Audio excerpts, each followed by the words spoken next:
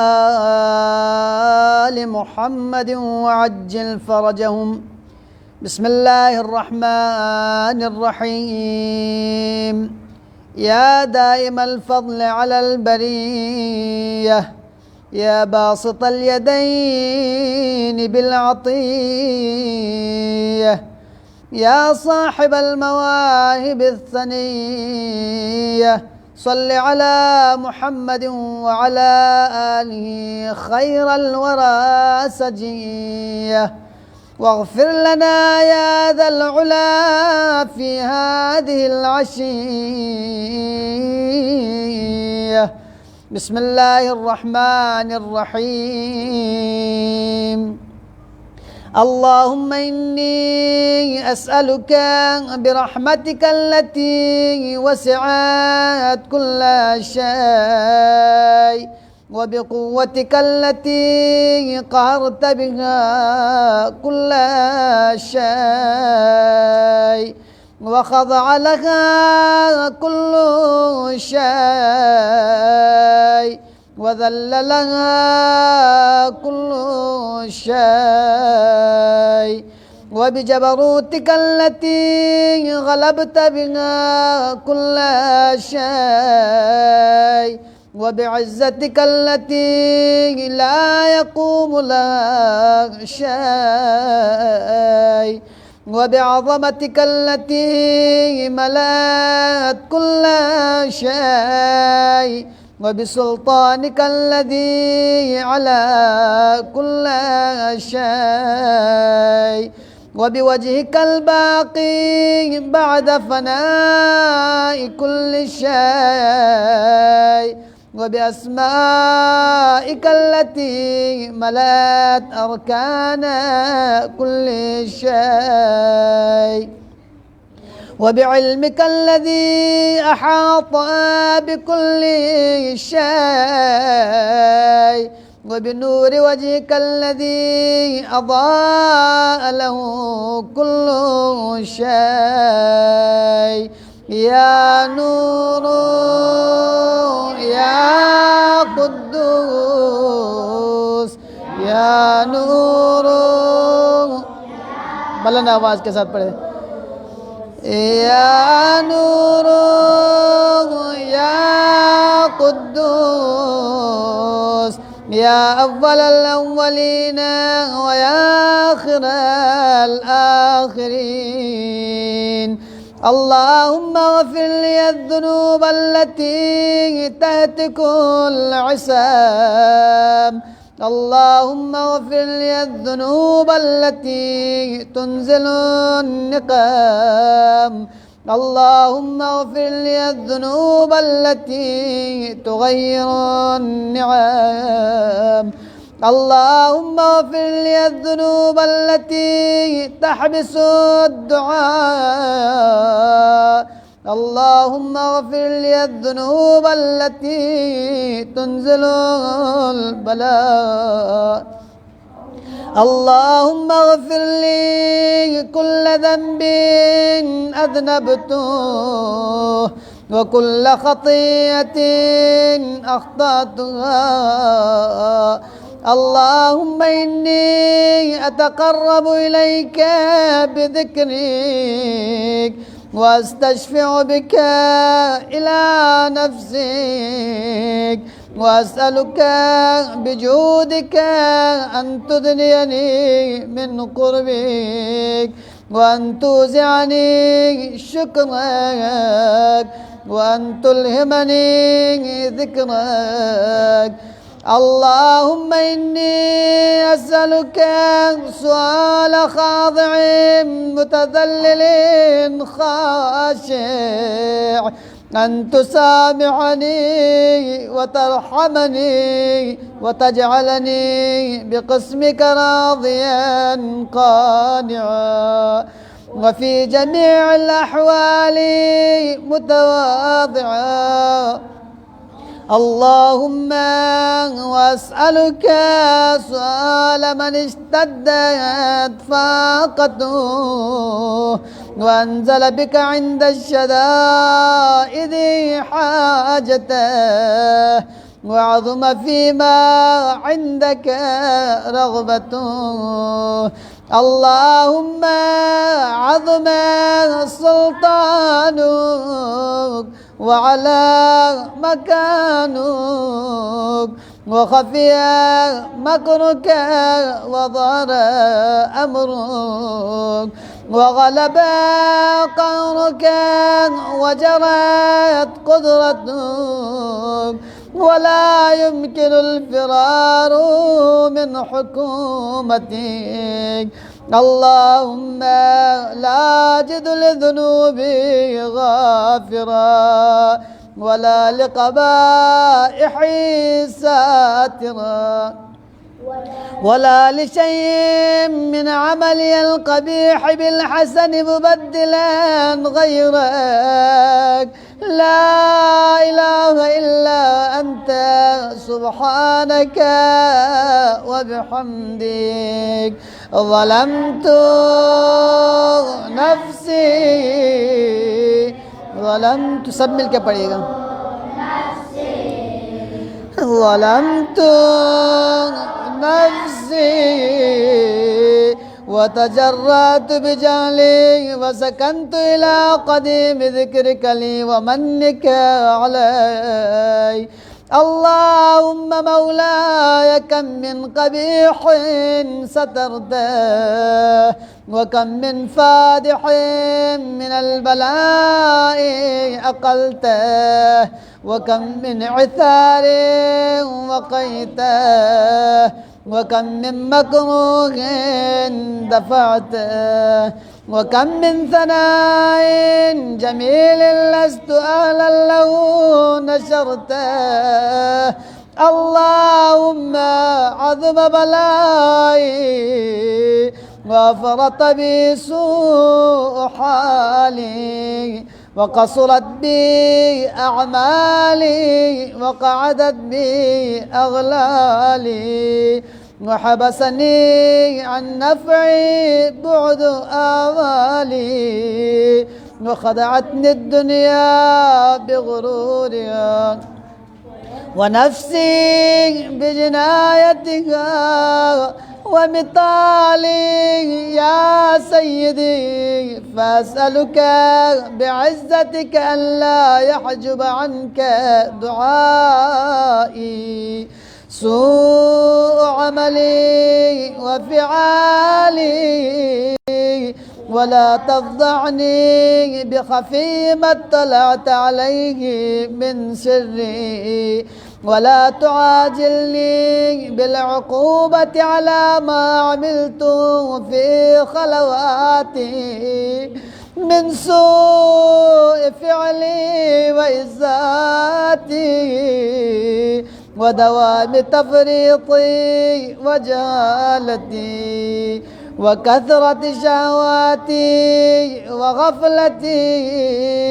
وكن اللهم بعزتك لي في كل الأحوال رؤوفا وعلي في جميع الأمور عطوفا. إلهي وربي من لي غيرك أسأله كشف ضري والنظر في أمري. إلهي ومولاي أجريت علي حكما اتبعت فيه هوى نفسي ولم أحترس فيه من تزيين عدوي فغرني بما أهوى وأسعده على ذلك القضاء فتجاوزت بما جرى علي من ذلك بعد حدودك وخالفت بعض أوامرك فلك الحجة علي في جميع ذلك ولا حجة لي فيما جرى علي في قضاءك وألزمني حكمك وبلاغك، وقد أتيتك يا إلهي بعد تقصيري وإسرافي على نفسي، معتذرا نادما منكسرا مستغفرا منيبا مقرا مذعنا معترفا، لا أجد مفرا مما كان مني ولا مفزعا أتوجه إليه في أمري غير قبولك عذري وإدخالك إياي في سعة من رحمتك. اللهم فاقبل عذري وارحم شدة ضري وفكني من شدي وثاقي. يا رب ارحم ضعف بدني، सब मिलके पढ़िए। या रब इरहम ضعف بدني، يا رب ارحم ضعف بدني ورقة جلدي ودقة عظمي، يا من بلغ خلقي وذكري وتربيتي وبري وتغذيتي، هبني لابتداء كرمك وسالفي برك بي. يا إلهي وسيدي وربي، أتراك معذبي بنارك بعد توحيدك وبعد من طوى علي قلبي من معرفتك ولهج به لساني من ذكرك واعتقده ضميري من حبك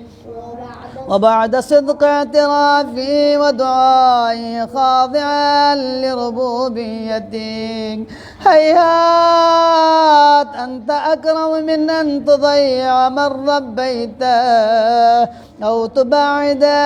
من أذنيته أو تشرد من آويته أو تسلم إلى البلاء من كفيته ورحمته. وليت شعري يا سيدي وإلهي ومولاي تسلط النار على وجوه خرت لعظمتك ساجدة وعلى ألسن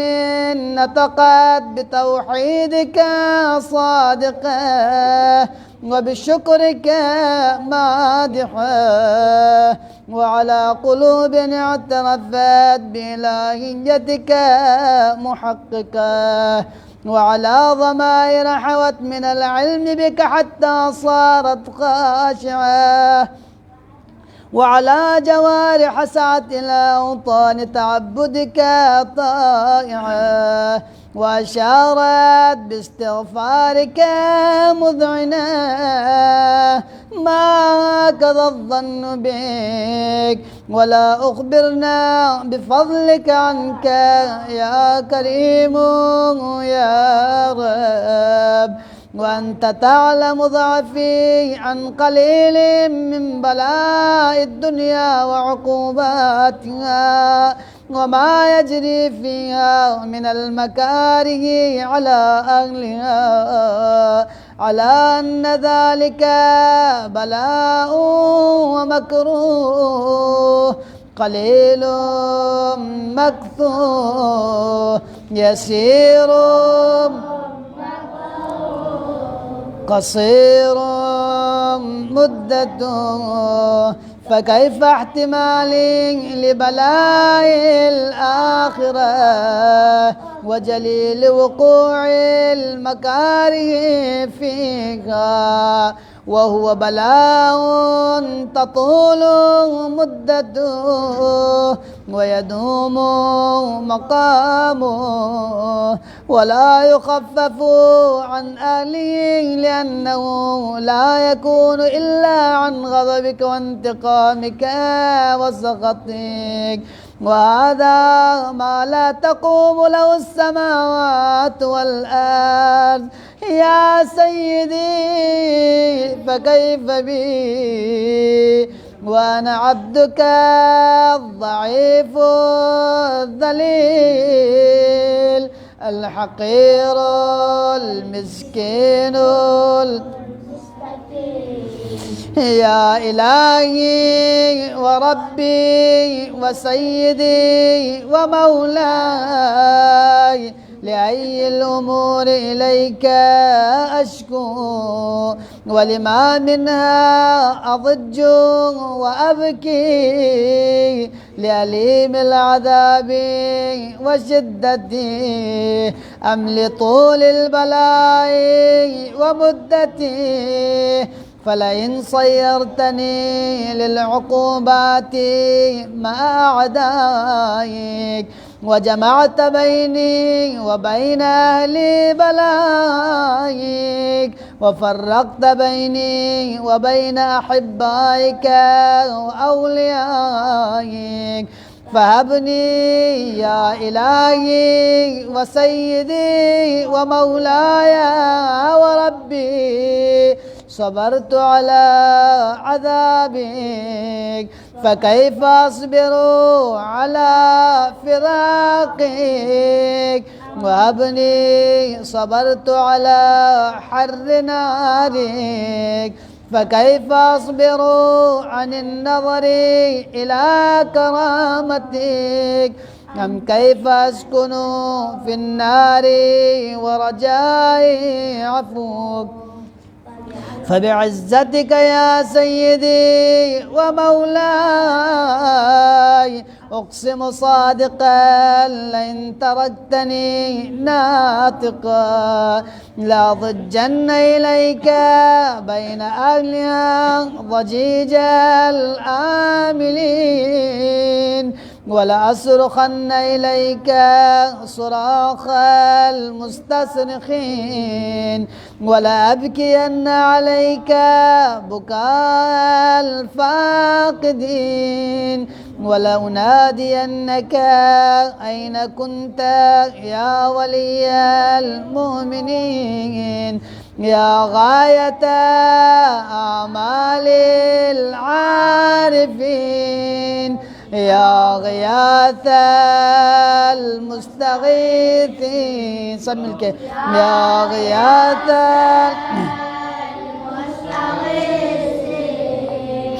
يا غياث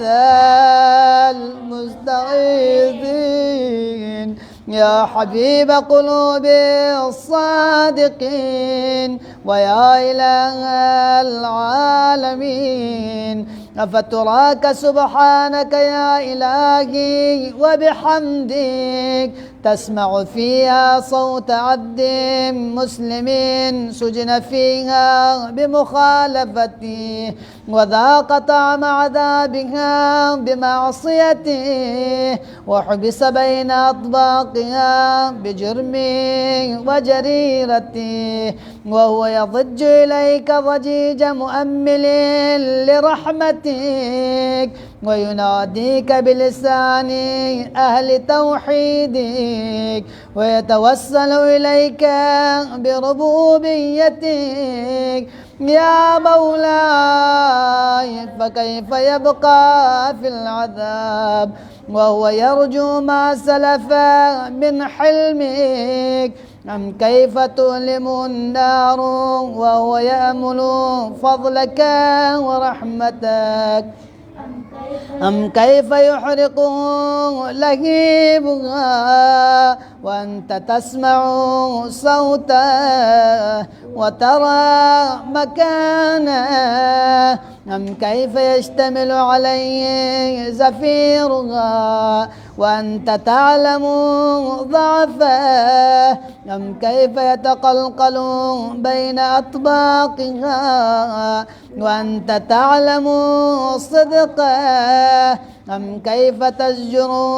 زبانيتها وهو يناديك يا ربه أم كيف يرجو فضلك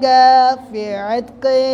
منها فتتركه فيها هيهات ما ذلك الظن بك ولا المعروف من فضلك ولا مشبه ما عاملت به الموحدين من برك وإحسانك فباليقين أقطع لولا ما حكمت به من تعذيب جاحديك وقضيت به من إخلاد معانديك لجعلت النار كلها بردا وسلاما وما كان لأحد فيها مقرا ولا مقاما لكنك تقدست أسماؤك أقسمت أن تملأ من الكافرين من الجنة والناس وأن تخلد فيها المعاندين وأن تجل ثناؤك قلت مبتدئا وتطولت بالإنعام متكرما أفمن كان مؤمنا كمن كان فاسقا لا يستوون إلهي وسيدي فأسألك بالقدرة التي قدرتها وبالقضية التي حتمتها وحكمتها وغلبت من عليه أجريتها أن تاب لي في هذه الليلة وفي هذه الساعة كل جرم أجرمته وكل ذنب وكل قبيح أسررته وكل جهل عملته كتمته أو أعلنته أخفيته أو أظهرته وكل سيئة أمرت بإثباتها الكرام الكاتبين الذين وكلتهم بحفظ ما يكون مني وجعلتهم شهودا علي مع جوارحي وكنت أنت الرقيب علي من ورائهم والشاهد لما خفي عنهم وبرحمتك أخفيته وبفضلك سترته وأن توفر حظي من كل خير أنزلته أو إحسان فضلته أو بر نشرته أو رزق بسطته أو ذنب تغفره أو خطأ تستره يا ربي يا ربي بلند आवाज के साथ या रब्बी या रब्बी या रब या रब्बी या रब्बी या इलाही व सय्यदी व मौलाई ومالك رقي يا من بيده ناصيتي،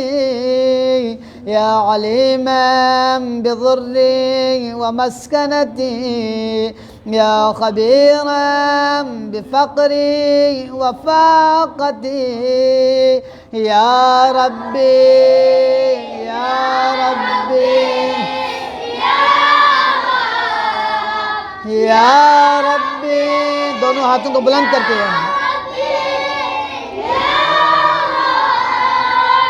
या रब्बी या रब्बी أسألك بحقك وقدسك وأعظم صفاتك وأسمائك أن تجعل أوقاتي في الليل والنهار بذكرك معمورة وبخدمتك موصولة، وأعمالي عندك مقبولة، حتى تكون أعمالي وأورادي كلها وردا واحدا، وحالي في خدمتك سرمدا. يا سيدي يا من عليه معولي، يا من إليه شكوت أحوالي، يا ربي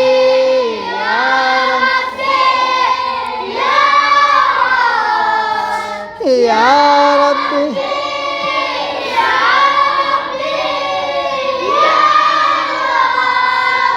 يا ربي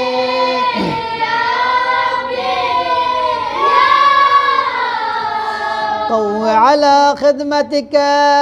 جوارحي، واشدد على العزيمة جوانحي، وهب لي الجد في خشيتك والدوام في الاتصال بخدمتك، حتى أسرع إليك في ميادين السابقين، وأسرع إليك في المبادرين، واشتاق إلى قربك في المشتاقين، وأدنو منك دنو المخلصين، وأخافك مخافة الموقنين، واجتمع في جوارك مع المؤمنين. اللهم ومن أرادني بسوء فارد، ومن كادني فكيد، واجعلني من أحسن عبيدك نصيبا عندك، وأقربهم منزلة من، وخصهم زلفة لديك، فإنه لا ينال ذلك إلا بفضلك، وجد لي بجودك، واعطف علي بمجدك، واحفظني برحمتك، واجعل لساني بذكرك لهجا، وقلبي بحبك متيما، ومن علي بحسن إجابتك، وأقلني عثرتي، واغفر زلتي، فإنك قويت على عبادك بعبادتك، وأمرتهم وضمنت لهم الإجابة، فإليك يا ربي نصبت وجهي، وإليك يا ربي مددت يدي، فبعزتك استجب لي دعائي، وبلغني مناي، ولا تقطع من فضلك رجائي، واكفني شر الجن والإنس من أعدائي يا سريع الرضا يا سريع يا سريع الرضا اغفر لمن لا يملك إلا الدعاء فإنك فعال لما تشاء يا من اسمه دواء وذكره شفاء يا من اسمه دواء وذكره شفاء وطاعته غنى يرحمنا الرسول ماله الرجاء وسلاحه البكاء يا سابغ النعم يا دافع النقام يا نور المستوحشين في الظلام يا عالما لا يعلم صل على محمد وآل محمد وافعل بي ما أنت أهله وصلى الله على رسوله والأئمة الميامين من آله وسلم تسليما كثيرا كثيرا اللهم صل على محمد اللهم صل على محمد اللهم صل على محمد وآل محمد وعجل فرج نسألك اللهم وندعوك ونقسم عليك باسمك العظيم الأعظم الأعز الأجل الأكرم بحق الزهراء وأبيها وبعلها وبنيها والسر المستودع فيها يا الله يا الله يا الله يا الله يا الله يا الله يا الله يا رحمن يا رحيم يا كريم يا أسمع السامعين يا أبصر الناظرين يا دليل المتحيرين يا مجيب دعوة المضطرين يا كاشف كرب المكروبين اللهم استجب دعاءنا يا الله واقبل ثناءنا يا الله واجمع بيننا وبين أوليائنا يا الله اللهم اغفر ذنوبنا يا الله واستر عيوبنا يا الله واشف مرضانا يا الله واشف مرضى الملتمسين يا الله وعجل في فرج مولانا يا الله وعجل في فرج مولانا يا الله واقض حوائجنا يا الله واقض حوائج السائلين يا الله وارحم موتانا يا الله وارحم موتانا يا الله وسلم ديننا ودنيانا يا الله بحق محمد وآله الطيبين الطاهرين إلى أرواح المؤمنين والمؤمنين